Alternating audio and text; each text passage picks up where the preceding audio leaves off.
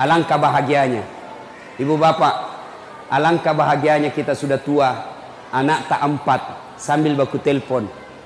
Daeng, bulan ini saya ambil mama nah, bulan ini saya urus bapak nah, bulan depan pi kau sama istrimu kau urus, bulan ini saya mau dapat.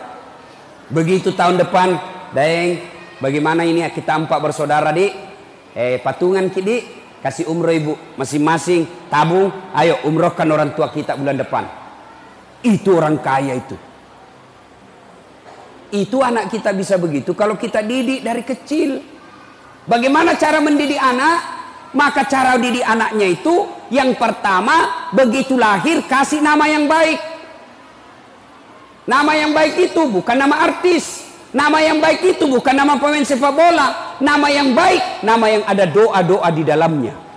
Ini kisah nyata saya alami. Suatu waktu saya diundang ceramah ke Palopo.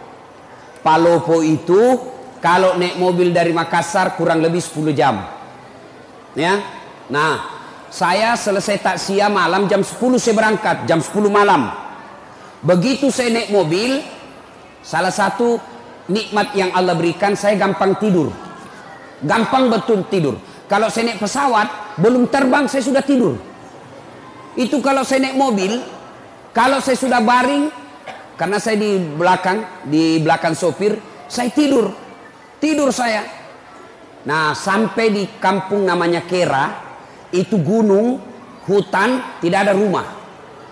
Tiba-tiba singgah itu mobil, jam 1 malam. Jam 1. Singgah mobil, kaget kak, mana ini sopir ini? Moto kato, mana sopirnya? Oh kulihat, oh kencing. Dia turun dari sebelah kanan, kencing dia. Saya turun juga, moto kak kencing deh. Turunlah saya, kencing juga. Begitu saya kencing, saya bayangkan, sekalinya ini sopir dia tidak tahu kak saya turun, matilah saya ini. Ternyata betul. Saya lagi kencing, tiba-tiba ini sopir napa lari otona. Nah salaika oto. Langsung lari setereku. Itu belum dia habis kencing. Ku lari kak, woi salaika. Apalagi dia sudah tutup kaca mobil, lari. Jam 1 malam. Saya telepon, tidak ada HP. Selama perjalanan itu saya tinggal di jalan. Semua mobil saya kasih singgah, tidak ada yang singgah. Yang mau ke Makassar saya kasih singgah, tidak ada singgah.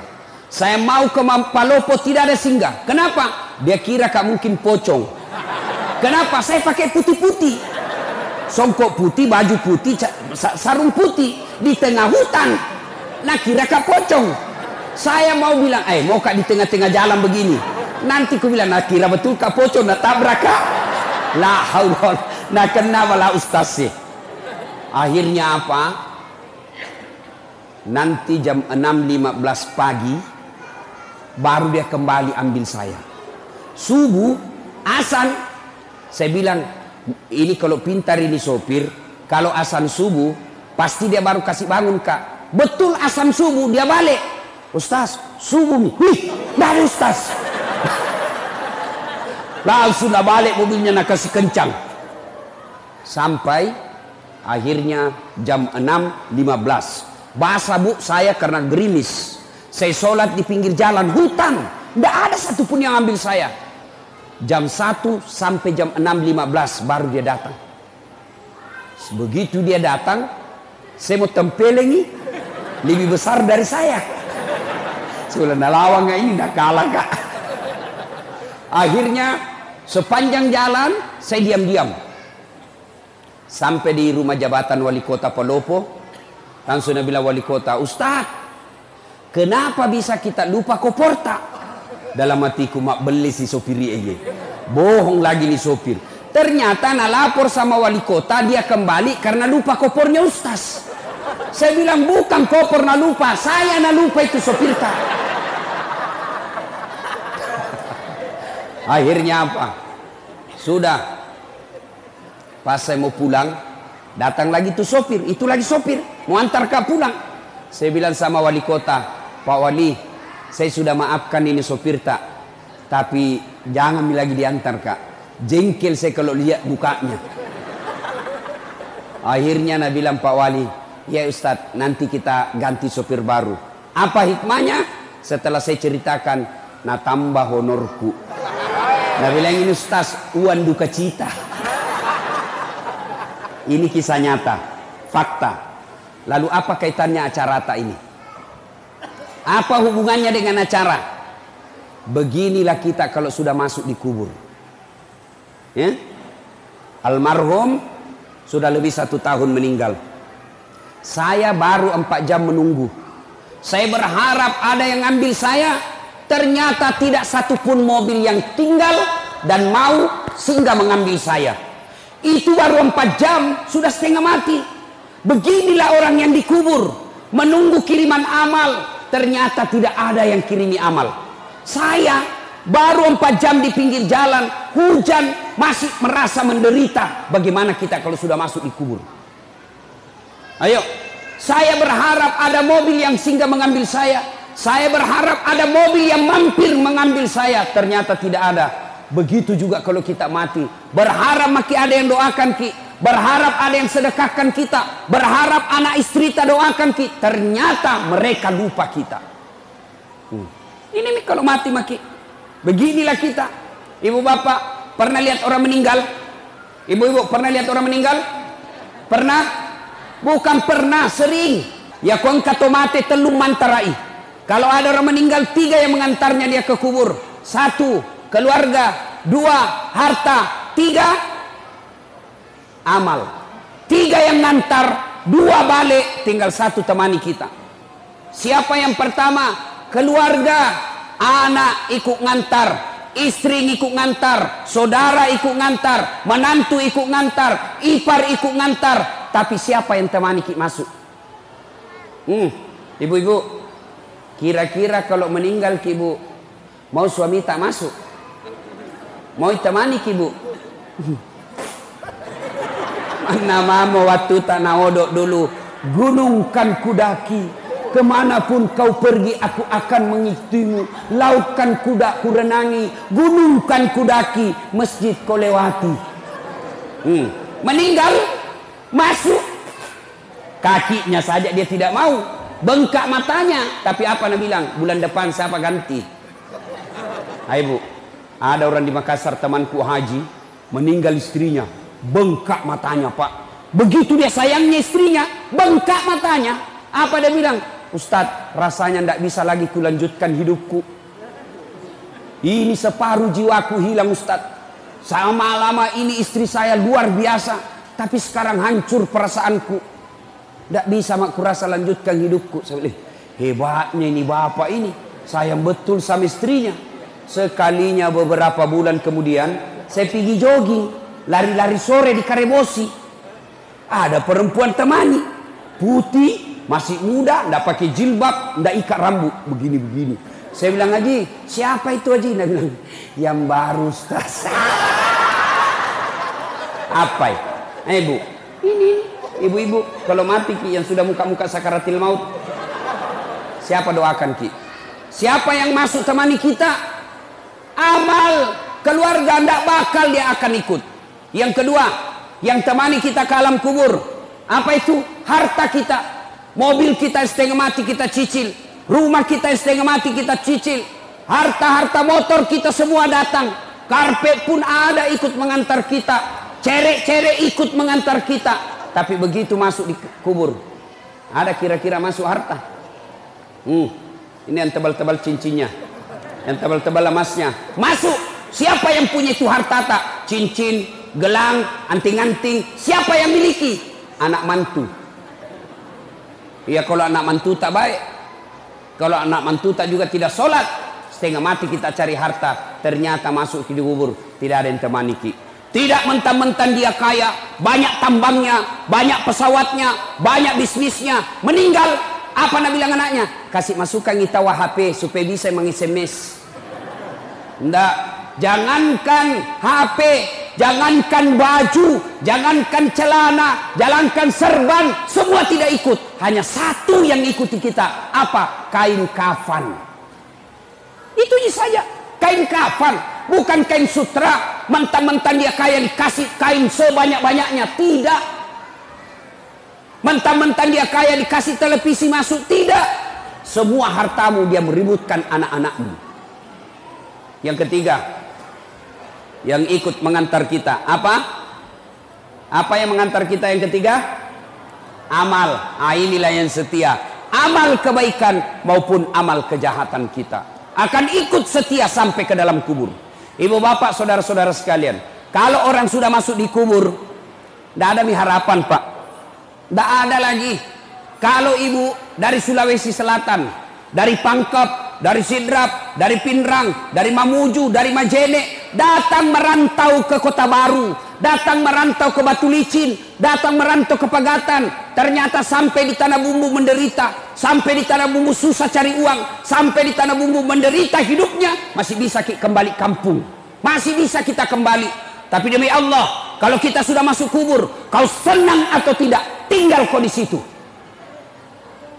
Coba, Bapak Ibu pernah bayangkan, pernah rasakan mati lampu? Pernah rasakan mati lampu? Sering.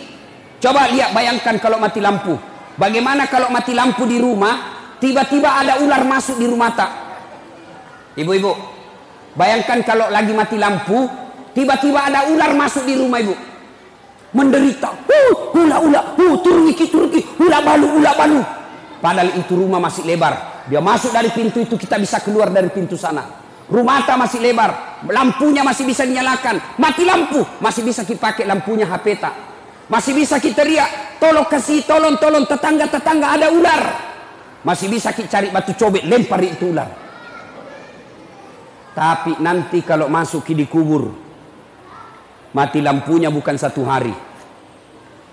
Ditindis batu, ditindis tanah. Lebarnya hanya 0,5 meter 30 cm, panjangnya 1,5 meter, ditindis batu. Pada saat itu tidak ada lagi temani kita kecuali amal. Maka saya heran kalau ada orang sudah tua masih juga tidak baik akhlaknya, masih juga tidak memperbanyak amal, mari ngerak kombo. Saya heran orang taksia belum juga baik agamanya, datang acara haul, datang acara keagamaan, pulang masih tidak baik agamanya, maka itu orang sudah mati hatinya. Nah ibu bapak saudara-saudara sekalian, masuki di kubur, yang pertama diperiksa sholat. Kotama niki buru pak, bukan dulu diperiksa puasa, bukan haji diperiksa, bukan zakat yang pertama diperiksa. Apa yang pertama diperiksa ketika masuk di kubur? Sholat. Makanya sholat harus kita jaga baik-baik. Begitu para malaikat, para pengantar sudah kembali, dalam hadis dijelaskan, pengantar sudah pada kembali, pengantar jenazah, yang leman taraki, bahkan kaki yang terakhir masih didengar, datang malaikat. Tanya 5 perkara. 5 pakutanana malaikat. Kalau baik sholatnya, tidak usah bingung, sholat yang akan jawab pertanyaan kita. Nah, sudah didokok nih, dibungkus ki. Ada orang meninggal ibu. Ya, ada orang pulang ceramah, dengar takziah, penjual gogos. Tahu gogos? Tahu gogos pak? Tahu toh? Nah bilang sama istrinya, bu, besok-besok kalau saya mati, jangan mau kubungkus ke kain kapan. Banyak sekali pertanyaannya malaikat. Jadi apa pak? Dokok bawa nak daun loka, bungkus saya pakai daun pisang. Kenapa? Tidak ditanya kak, dikira kak gogos.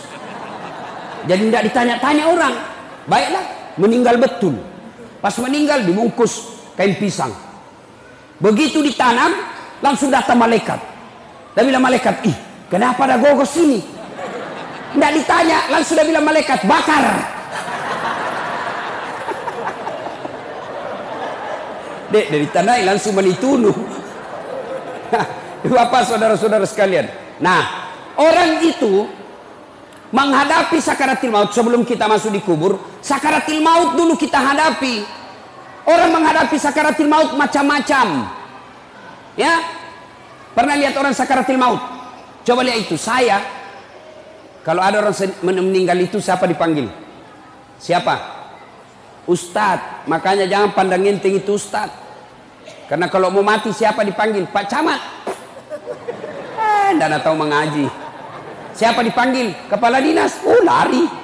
Siapa dipanggil? Ustadz. Makanya jangan kau pandang enteng itu ustadz. Karena ada saatnya sakaratul maut kau. Dia yang tolong kau.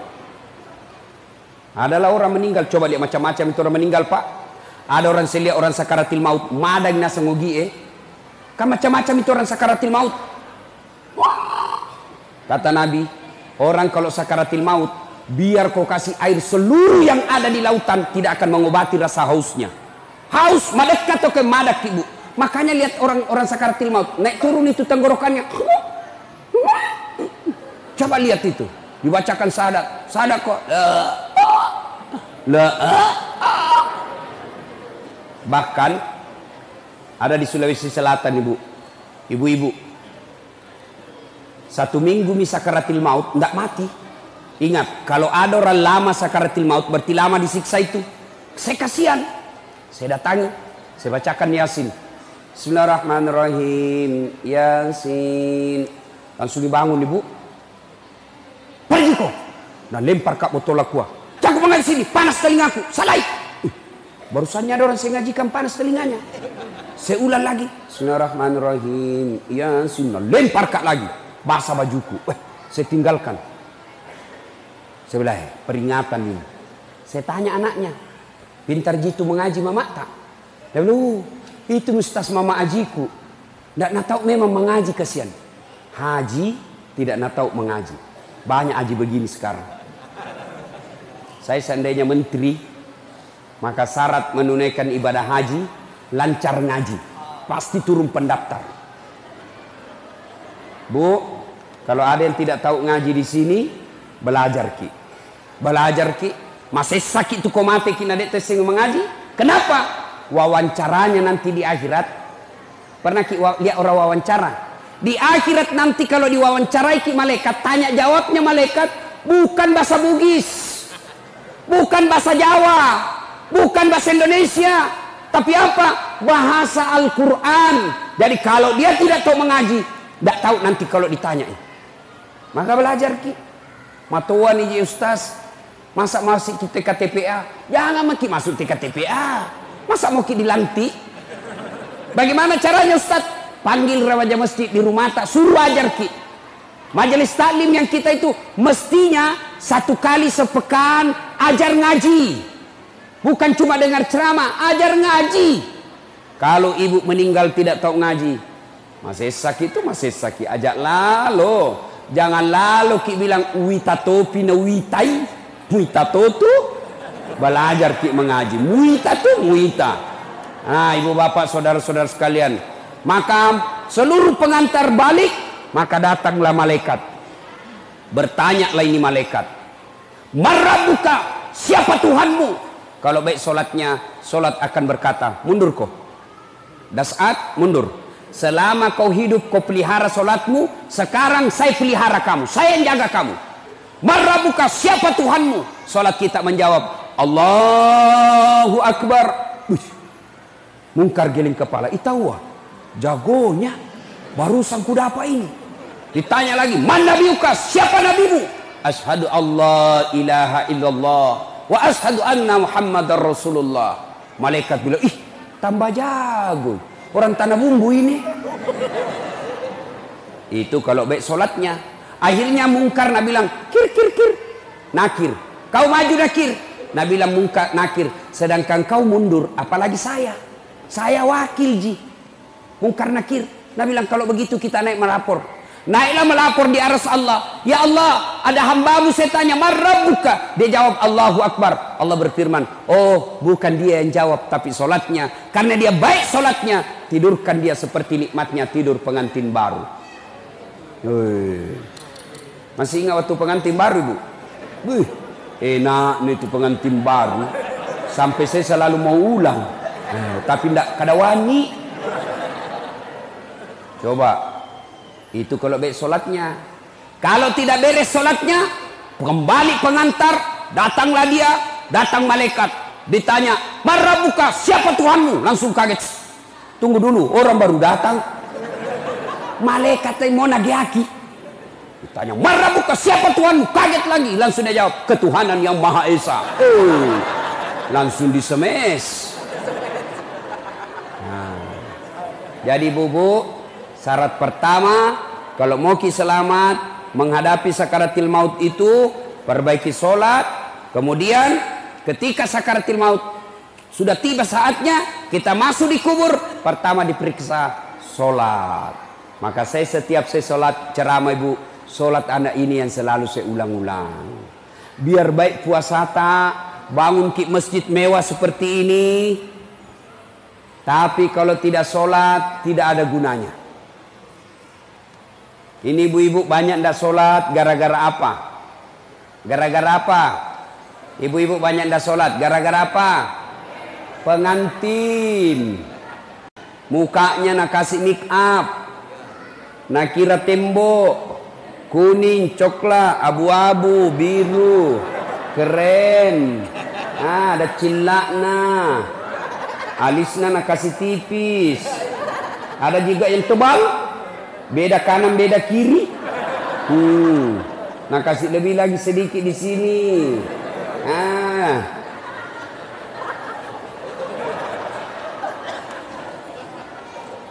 Apalagi banyak ibu-ibu ndak sholat gara-gara apa? Jilbab. Jangan kita lihat ibu di listnya teman-teman. Ayo, gara-gara apa? Jilbab. Jilbab sakaratil maut. Tak 3 lapis. Nak kiring-kiring. Biru, coklat, nak kasih mirip-mirip lagi sedikit. Tiba waktu sholat, Nabi bilang suaminya, "Piko sembayang." Nabi bilang, "Tidak sadar kok pak?" "Sadar mani, kusul kopi sholat." "Piko sholat." Nabi bilang, "Tidak kuliah ini jilbabku 1 jam dipakai." Gara-gara jilbab tidak sholat. Ibu-ibu jangan anggap enteng itu sholat aja tercule-cule sampajangnya pak. Demi Allah akan menderita orang yang tidak sholat.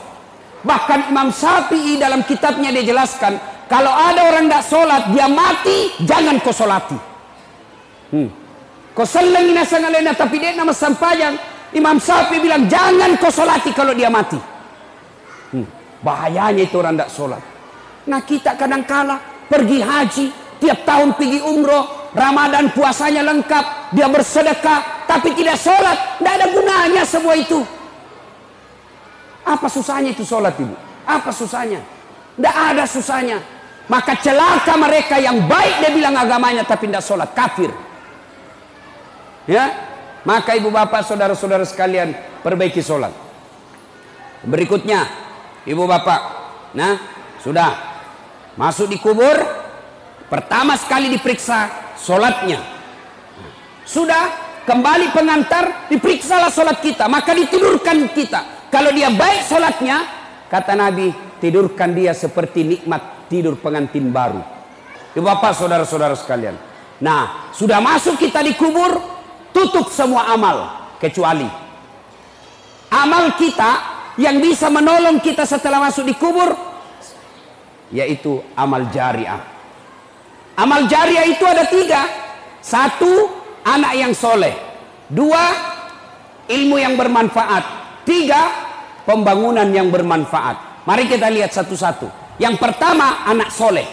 Begitu ibu meninggal, siapa yang doakan kita? Bu, bapak-bapak, kalau meninggal ki, siapa doakan ki? Siapa pak? Istri tak? Nah ambil orang. Ibu-ibu meninggal, siapa doakan ki? Siapa? Suami tak? Wei, kawin lagi.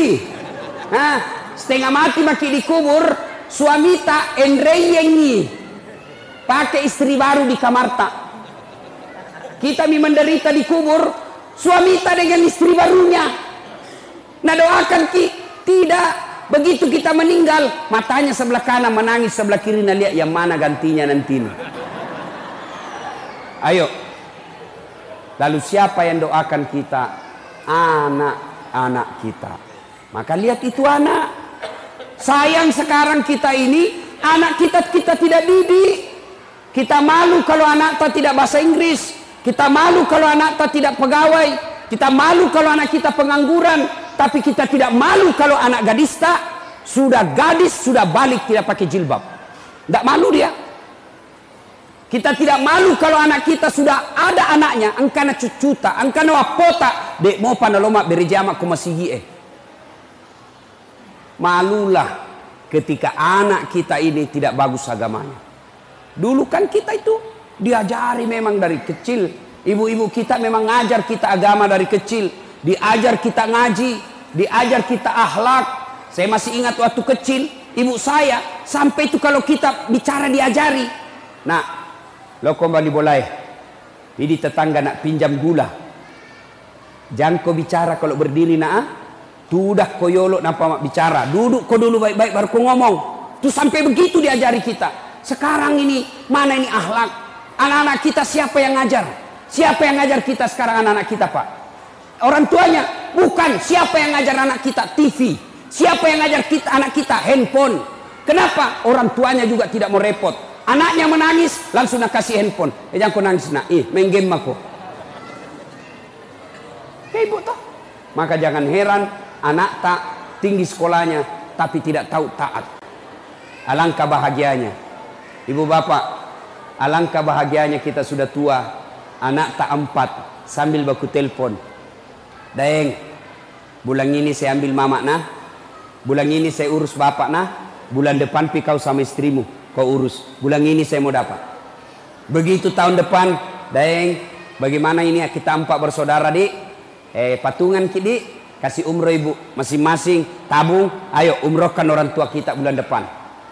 Itu orang kaya itu. Itu anak kita bisa begitu kalau kita didik dari kecil. Bagaimana cara mendidik anak? Maka cara didik anaknya itu yang pertama begitu lahir kasih nama yang baik. Nama yang baik itu bukan nama artis. Nama yang baik itu bukan nama pemain sepak bola. Nama yang baik, nama yang ada doa-doa di dalamnya. Sal kasih nama anak tak mutmainnah. Apa itu artinya mutmainnah? Jiwa yang tenang. Berarti kalau orang panggil, oh mutmainnah, wahai kau jiwa yang tenang, orang doakan. Jangan lagi bilang apa arti sebuah nama. Coba bayangkan kalau tidak ada semua nama tak. Coba kalau tidak ada semua nama di sini, bagaimana orang macalek? Pilih saya. Siapa? Anu. Pilih saya. Siapa? Anu. Bagaimana repotnya? Mau kita telepon kak ceramah. Halo, ada ustaz. Ustaz siapa? Anu. Yang mana? Anu.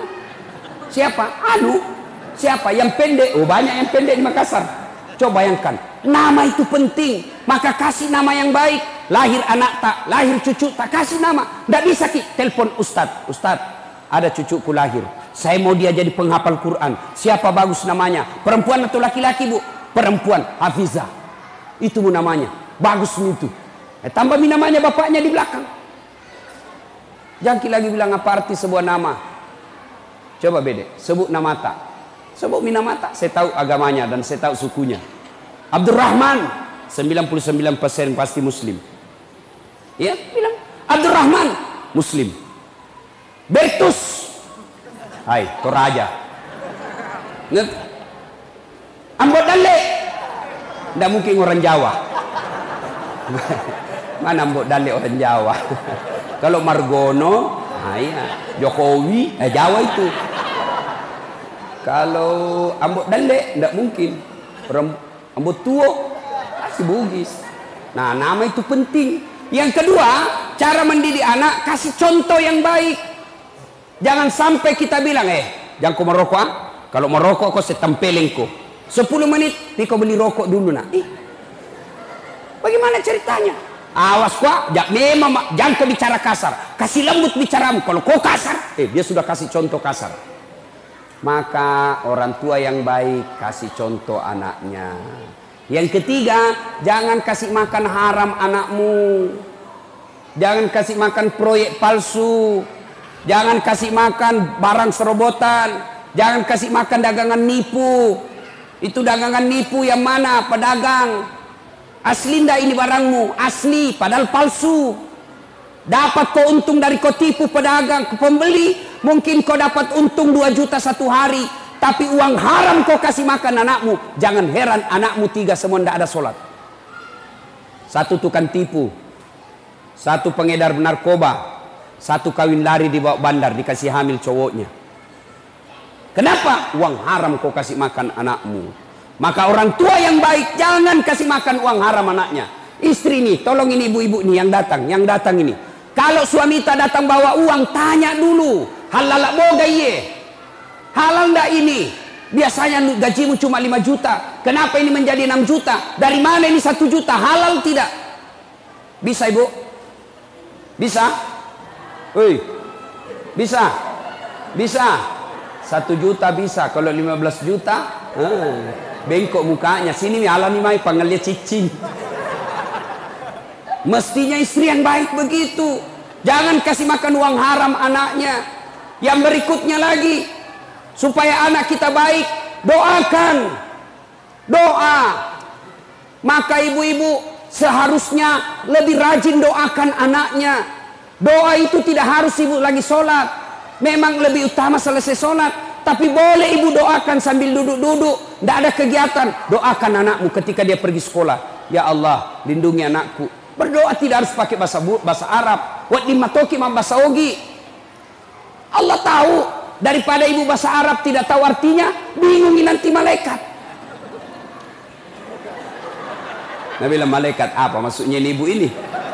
Nah mau doakan anaknya anak soleh, nah minta hujan, nah doa, kan bingung malaikat. Maka tidak harus ke bahasa Arab. Mak bahasa Ogi nih.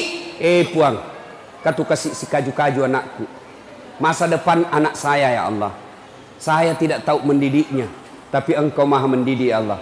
Pelihara anakku ya Allah. Ya Allah lindungi anakku ya Allah. Jangan kau biar mak basogi nih. Boleh. Hati-hati ketika ibu-ibu sumpah. Hati-hati ketika marah. Kadang-kala ibu-ibu kalau marah kan keluar itu kalimat-kalimat sumpah. Kurang ngajar. Nalapola lo ke beca. Nah tak berat betul beca. Maka kalau sumpah untuk anak, jangan sumpah yang jelek, sumpah yang baik-baik. Kurang ngajar, jadi lalu kok ustadz seperti Dasat Latif. Boleh begitu.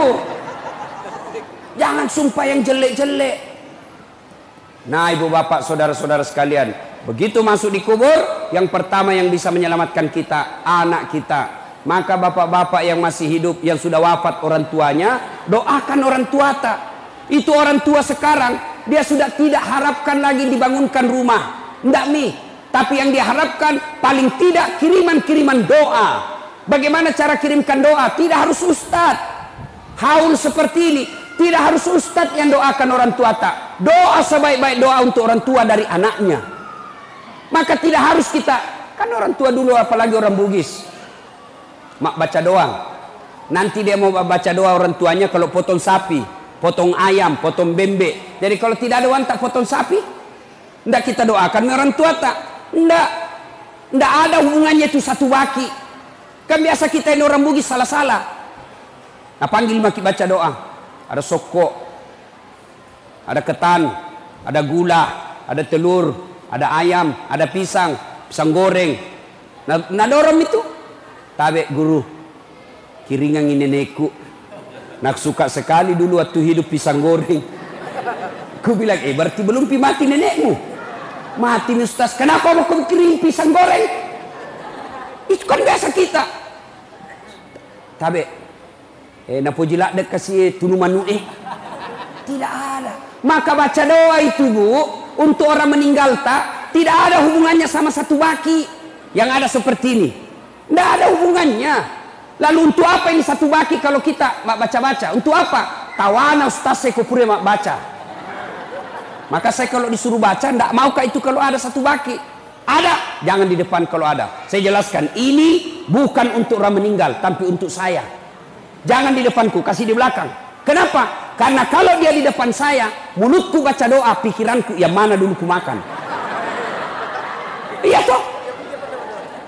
Mana dulu saya makan, telur kah dulu, pahala dulu. Maka di belakang saja, tidak ada. Ini sebagian orang-orang tua kita yang dulu-dulu. Nanti dia mau baca doa kalau dia potong ayam. Tidak. Lagi duduk-duduk. Di teras. Lagi duduk-duduk. Tiba-tiba ada orang lewat. Bajunya seperti bajunya almarhum orang tua kita. Kita ingat bapak tak? miripnya bajunya bapakku, langsung kirimkan Fatihah. Bagaimana caranya? Boleh pakai bahasa Arab. Ila hadratin Nabi Mustafa Muhammad sallallahu alaihi wasallam summa hususil ruhil almarhum, bapak siapa namanya, Abdul Latif bin Sofa, Al-Fatihah. Itu bahasa Arabnya. Kalau mau ke bahasa Indonesianya, saya niatkan kirimkan Fatihah Rasulullah Muhammad sallallahu alaihi wasallam, saya ikutkan ruh almarhum bapak saya Abdul Latif bin Sofa, Al-Fatihah. Boleh juga bahasa Bugis. Wakate mas kiringin surat Fatihah Nabi tak Muhammad sallallahu alaihi wasallam upacio ia ambokku. Al-Fatihah. Bayangkan, suatu kali Nabi bersama sahabat menuju satu tempat, melewati pemakaman kubur. Begitu Nabi lewat pemakaman, Nabi bersabda, cepatkan langkahmu, maperi-periko. Dilangkahkan kaki dengan cepat. Sampai Nabi di tujuan. Balik lagi. Sahabat ketika lewat di pemakaman, kasih langkah caplak kakinya. Nabi bilang, tidak usah kau buru-buru, santai saja. Santai. Sahabat bertanya, ya Rasul, waktu pergi disuruh buru-buru, pulang tidak lagi. Ada apa ya Rasul? Nabi bilang, andai kau dikasih telinga seperti telingaku, kau dengar betapa disiksa orang tadi ini. Waktu pergi, disiksa ini orang di kuburnya. Tidak tahan saya dengar dia disiksa. Dek na lembut nyawaku, tidak betah saya dengar. Maka saya mau cepat jauh supaya saya tidak dengar. Waktu pulang tidak lagi disiksa. Kenapa? Saya dapat berita dari Jibril. Allah perintahkan malaikat yang menyiksa di kubur, hentikan siksaanmu. Tidak mungkin kusiksa bapaknya sementara anaknya di dunia lagi belajar mengaji membaca basmalah. Napai bismillah na baca anaknya, Allah perintahkan malaikat, hentikan kau siksa itu orang tua, anaknya lagi baca Al-Fatihah. Maka ibu bapak yang meninggal orang tuanya, doakan orang tua. Yang kedua, bagaimana setelah didoakan? Sedekah atas nama orang tua. Ini sahibul hajat yang undang saya ke tempat ini. Ini pahalanya akan sampai ke orang tuanya. Berapa sedekahnya kita makanan? Ya, yang dos-dos itu. Meskipun ada juga ambil tak 2 dos. Sudah dikasih 1, Nabi bilang belum pi. Ibu-ibu Columbus, kelompok ibu-ibu pembungkus.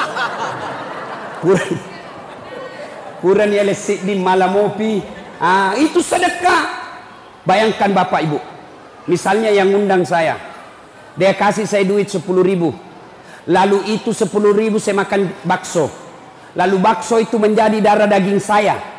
Selama darah daging saya itu saya pakai sujud beribadah kepada Allah, maka selama itu yang kasih saya 10.000 itu dapat pahala dari saya, meskipun tidak dikurangi pahalaku. Makanya bersedekah ki. Lihat orang baik, sama-sama orang miskin, sama-sama tidak mampu, satu baik solatnya, satu tidak baik solatnya, kasih yang baik solatnya. Sama-sama miskin, sama-sama baik solatnya, satu keluarga, satu tidak keluarga, kasih yang keluarga. Sama-sama keluarga, sama-sama fakir miskin, sama-sama baik solatnya, kasih satu tetangga, satu bukan tetangga, kasih yang dekat dari rumah tak. Maka bersedekah.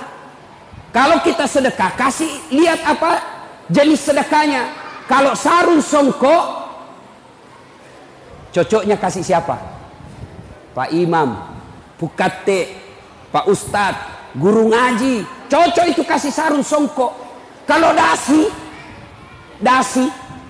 baju safari, yang mau kau kasih Pu Imam.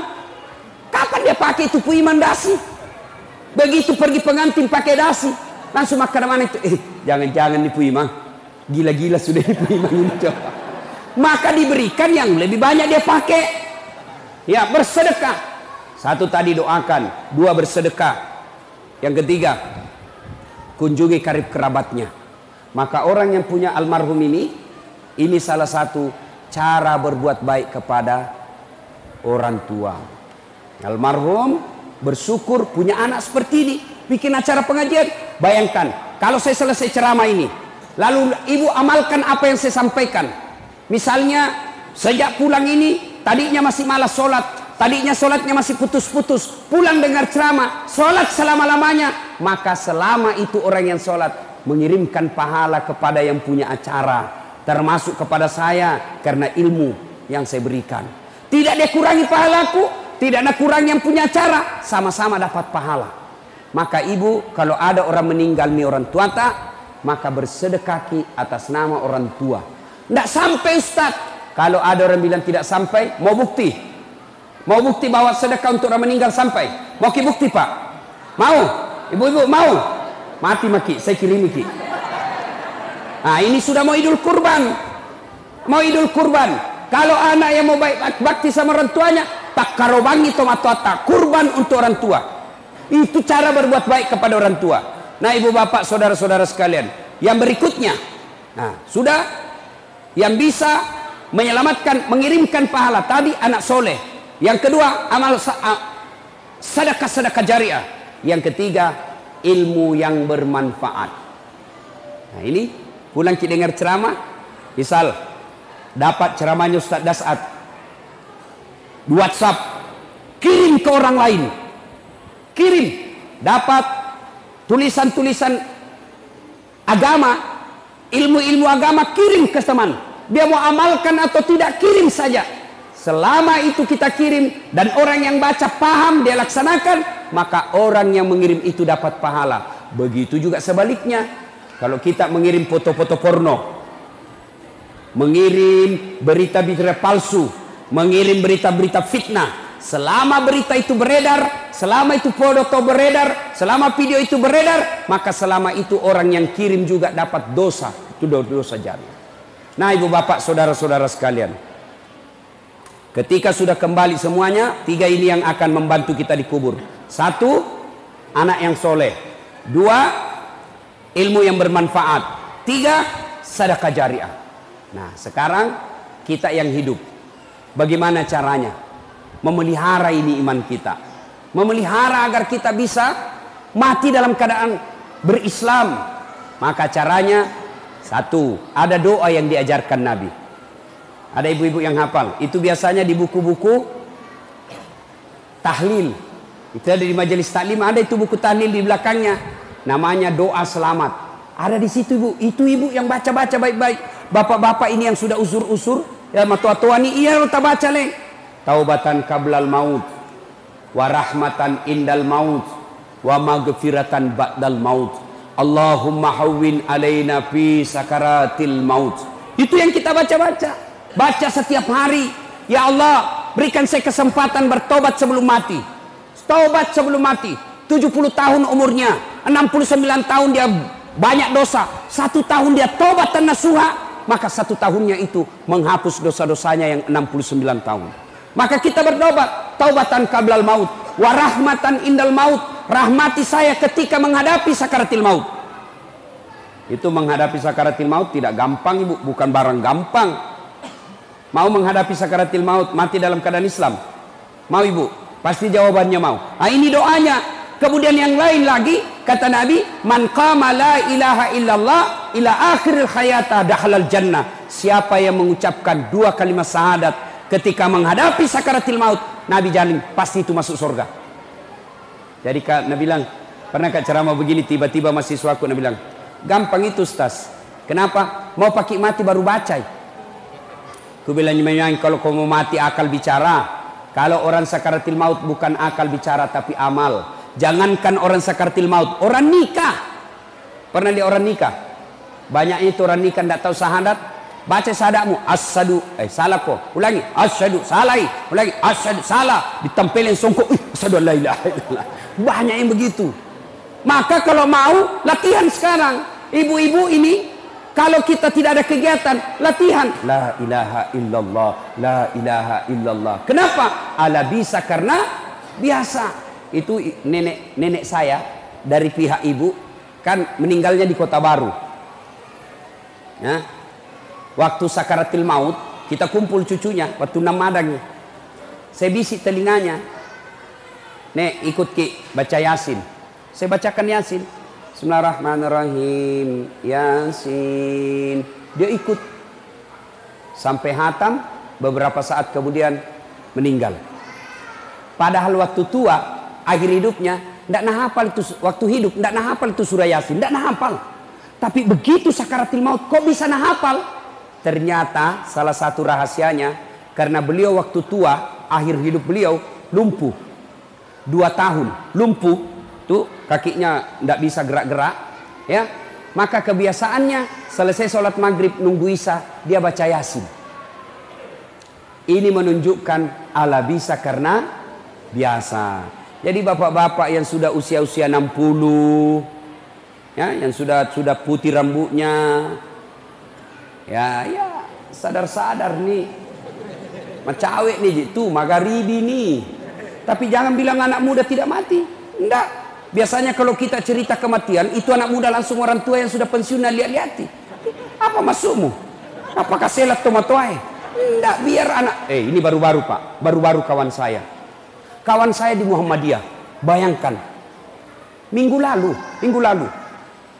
Pukul 14.22. Jam 2.22. Masih kita berWhatsApp di grup WhatsApp. Terakhir dia kirim itu pukul 2.22. Dia kirim stiker gambar fotonya. Baru tulis lucunya. Setelah salat isya malamnya, sudah salat isya, di grup itu masuk inna lillahi wa inna ilaihi rajiun. Siapa yang meninggal? Ini yang tadi jam 2 kirim stiker lucunya. Banyak orang begitu. Ada juga sepupu saya pensiun. Nah panggil istrinya, ibu kita pergi makan soto Banjar. Baiklah, kau duluan siap-siap karena perempuan lebih lama pakaian. Dia bilang istrinya, baiklah tunggu mak. Sambil menunggu istrinya siap, dia keluar rumah ke tetangganya. Begitu dari pintu pagarnya ada tangga-tangga, ada jembatan-jembatan untuk ke jalan raya. Tidak sampai 1 meter itu jembatannya. Tapalese jatuh meninggal. Padahal sehat. Ada lagi temanku pulang ke ceramah, Ustaz kita ke warung kopi, banyak teman nunggu ki, mau selfie ke kita tonsi banyak teman tak. Datanglah saya jam 3 sore masih ngopi-ngopi kita. Tiba-tiba Nabi bilang ndak enak perasaanku, langsung cap pelok. Kulihat matanya, ndak lama ini bawa ke rumah sakit, meninggal. Tidak yang namanya kematian tidak sakit dulu. Namanya kematian tidak tua dulu. Asal ada dakwah dalam diri kita, siaga 24 jam. Maka kalau mau bisa menghadapi sakaratul maut dengan tenang, salah satu resepnya adalah perbanyak mengucapkan la ilaha illallah. Itu enaknya kalau ada begini di tangan tak, tasbih begini. Coba lihat Pak. Ini coba lihat kalau pegang kita tasbih begini, otomatis itu mulut tak la ilaha illallah. La ilaha illallah, la ilaha, subhanallah, subhanallah, subhanallah. Tidak ada orang pegang begini, jalan kotek 2, onde-onde 4, burasa 4, tidak ada. Maka ibu pegang ini, bapak-bapak pegang-pegang kalau sudah tua-tua maki, pegang maki begini. Nah ibu bapak saudara-saudara kalian, pada akhirnya Allah Subhanahu wa taala berfirman, apa man kana mu'minan kaman kana fasikan? Apakah sama orang beriman dengan fasik? Fasik itu pura-pura beriman. La yastaun, kata Allah, tidak sama. Ammal ladzina amanu wa amilus salihati falahum jannatul ma'wa. Bagi mereka yang beriman dan beramal soleh, kami kembalikan mereka ke dalam surga, surganya dunia dan insya Allah surganya akhirat. Wa ammal ladzina fasaku fa ma'wahumun nar. Bagi mereka yang pembangkang, kami kembalikan mereka dalam neraka, nerakanya dunia, apalagi nerakanya akhirat kelak. Nah ibu bapak saudara-saudara sekalian, karena waktu maghrib sudah dekat.